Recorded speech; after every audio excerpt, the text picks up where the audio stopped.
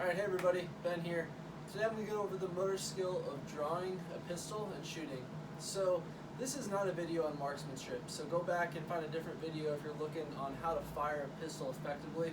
But today we're going to go over the skill of actually moving from the ready position all the way through drawing the pistol, coming out, finding the sights, and engaging the target. Alright, so the important things here, who is this video for? Maybe you're someone who likes to go to the range and just shoot your pistol at a target, which is great. But if you want to take your shooting to that next step and get involved in some competition shooting, or if you're just thinking about carrying a pistol to arm yourself on the streets, this is a video for you. And then why is this skill important? It goes back to just that. If you've only practiced sitting here with your gun already out and just shooting over and over at the same target, you're not going to have the muscle memory built to come from a ready position or from a walking position and really draw this pistol in any situation that you may need it. Alright, so for the video overview, we're going to go over the 4 safety rules. We're going to go over the gear fam. I'm going to talk a little bit about the pistol that I'm using today, a training pistol, as well as the holster and a simple target that you can utilize.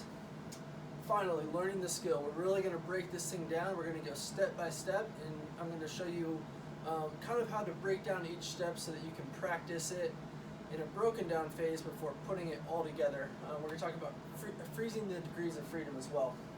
And then finally, for a practice technique. So we're going to build in some variability here, put you in some different situations, and talk a little bit about the speed versus accuracy trade-off that you get as you get further from the target, and then what will happen to your form as your speed increases if you try to do that too quickly. Alright, so jumping right in. Weapons handling and safety is one of the most important things, and every time you're going to the range, or even if you're just shooting at home, you should always review these rules. So first off, treat every weapon as if it's loaded. Even this weapon, I don't usually point at people unless it's part of a training drill that we're doing, because it builds bad habits. And maybe you were walking around with this training pistol on, and then you go to your real pistol, and it can kind of get confusing. So just treat every weapon as if it's loaded. That's the safest way to do it. 2, keep your finger off the trigger until you're ready to fire. So I never walk around just holding this thing down and going like this, because I'm not ready to fire at that point. So keep that finger off the trigger. 3, know what's in front of and behind your target.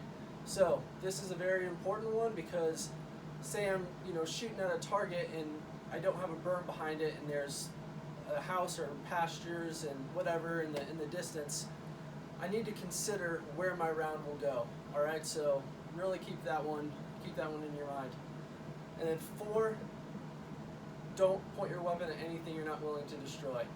All right, so this is something that you'll see as we go through this draw and this stroke here, that when you're initially pulling your pistol out, it's pointed at your foot. So we're going to address how to get over this, and we're going to address some ways to mitigate that and the importance of that.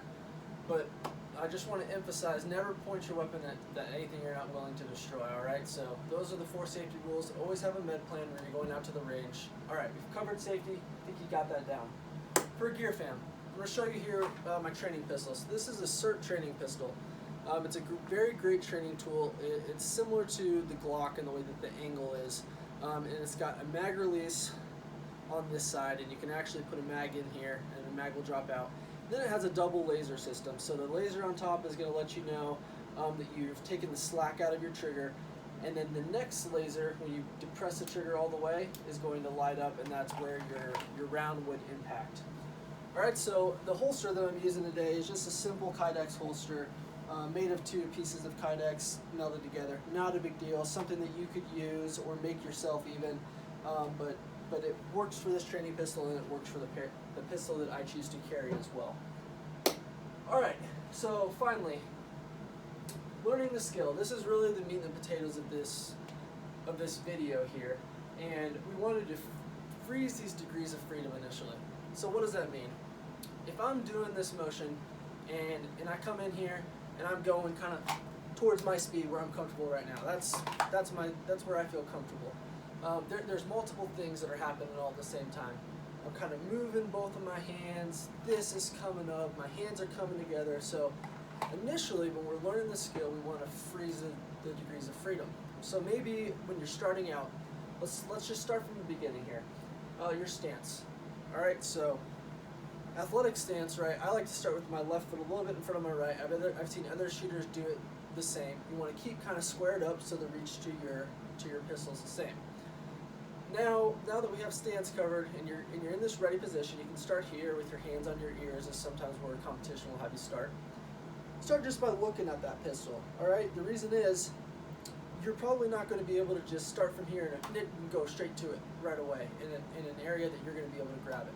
So by freezing these degrees of freedom, right, my head's already there, I'm already kind of looking, and I'm just moving one thing at a time. Boom. That's all it is. All right, so you're going to want to do this a few times, get a few really good reps at this before you're going to just try staring straight away at your target and move into it. So if I'm starting in the ready position here, I'm going straight to my pistol, straight to my holster, I'm finding the pistol, all right? So that's the first step. Once again, this is going to take reps. You might find yourself missing it and having to move up. That's okay to start.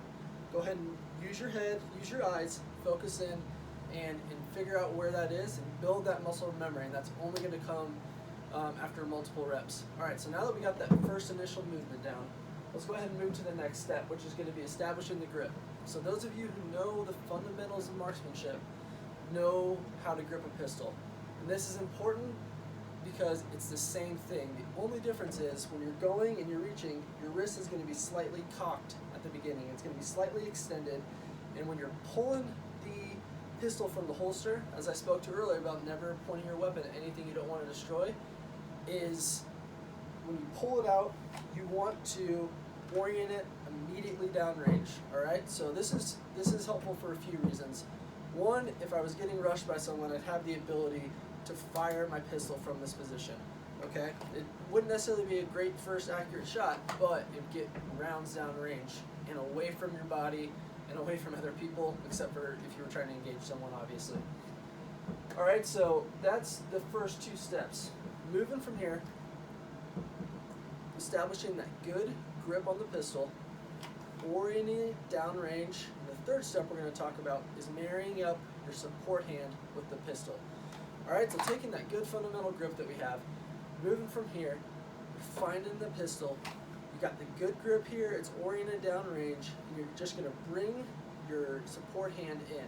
So what this might look like initially, as we go back to breaking it down and freezing these degrees of freedom, might look something like this. I'm here, I'm going here, oriented downrange. I'm bringing my hand here, right? Because I don't want to have my hand out in front of my weapon. I'm bringing my hand here, bringing it together, moving my pistol towards my support hand, and then I'm presenting out. So that's really the skill. It's an entirety, but it's just broken down. All right, so I'm going to give a few of these repetitions just so you can go back, view this video, and kind of compare it to what you might be doing. So this is a really good way to start, right?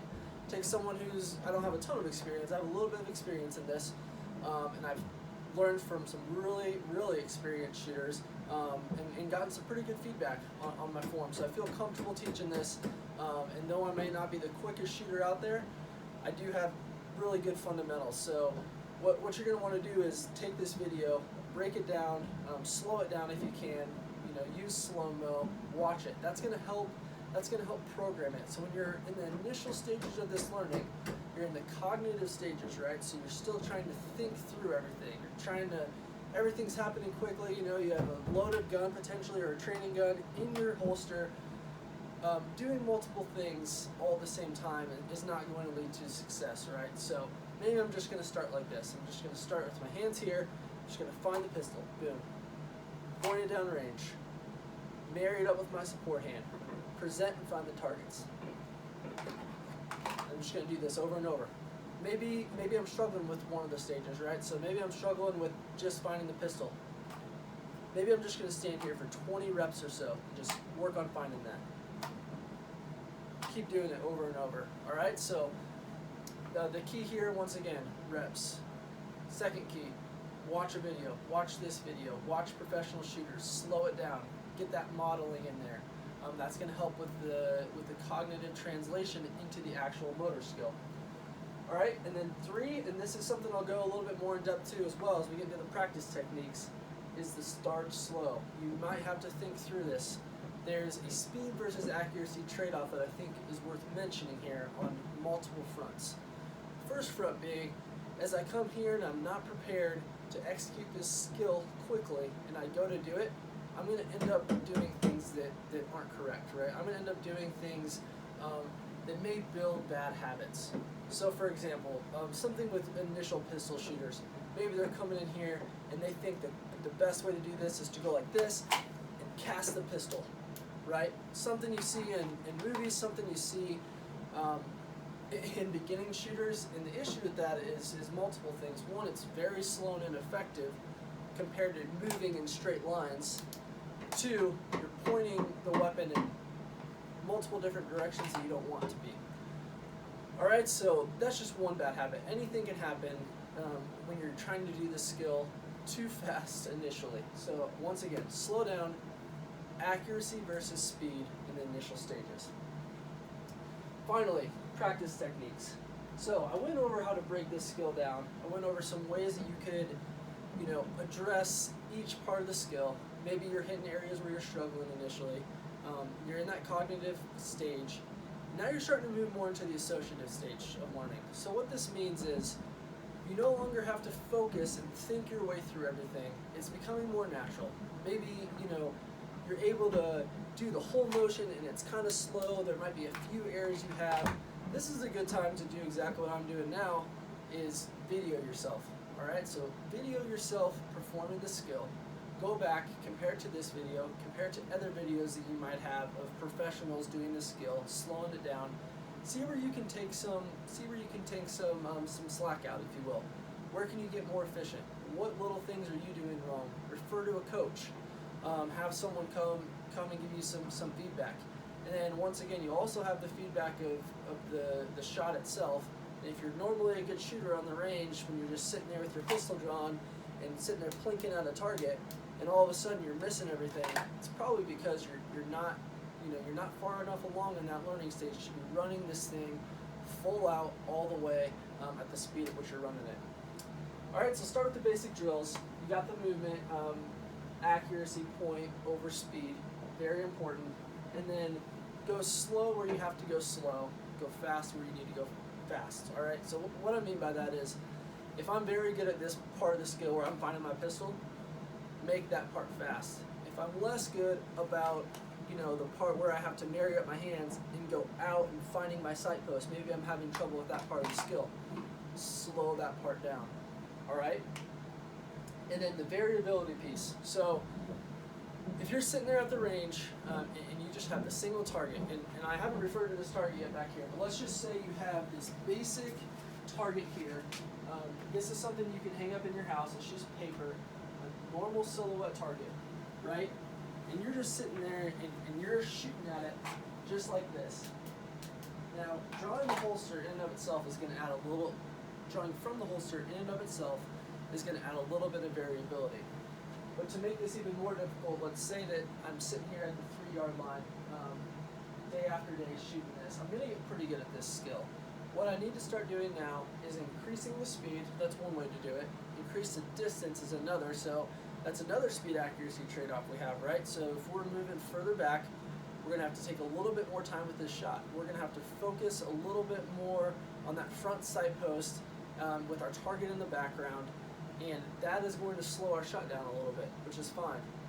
So let's say that you're getting to the point where you're getting, you're into that stage. Well, that's prepared you, once again, only for one aspect, which is drawing from the holster in a standing position and engaging a target at a given distance.